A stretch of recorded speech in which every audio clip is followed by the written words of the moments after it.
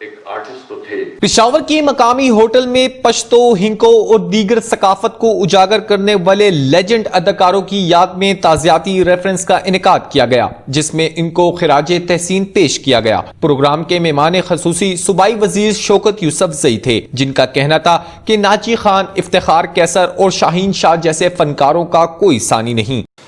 یہ جو فنکار ہیں، یہ ٹھیک ہے، یہ تو ایک روایتی جملہ ہمارے ایسٹس ہیں، لیکن یہ حقیقت میں یہ ڈیزرو کرتے ہیں۔ ان کی خدمات ہوتی ہیں، یہ لوگوں کو انٹرٹین کرتے ہیں، یہ لوگوں کو سبق دیتے ہیں۔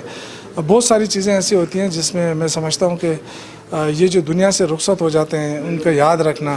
آج ہم دلیپ کمار کو یاد کر رہے ہیں، ہم راج کپور کو یاد کر رہے ہیں، لیکن ہمارے جو لوکل فنکار ہیں وہ ہماری نظروں سے اوجھل ہیں۔ پروگرام میں آئے ہوئے دیگر فنکاروں نے کہا کہ ثقافت کو زندہ رکھنے والے فنکار آج مالی مشکلات کا شکار ہیں۔ حکومت نے روزگار کے مواقع مکمل طور پر بند کیے ہوئے ہیں۔ فنکاروں کا سلوک ہے ہی نہیں، اچھا کیا کہاں سے آئے گا؟ سلوک کا کوئی تو واسطہ ہی نہیں ہے ان کا۔ یہ تو ابھی ہم نے ایجیٹیشنز کی اور ہڑتال کی اور مطلب ان کے ساتھ میٹنگ کی اور زندہ آباد مرد آباد نعرے لگائے تھے، انہوں نے ہمیں بلایا، ہمارے ساتھ بیٹھے بات کے لیے نہیں بیٹھ رہے تھے۔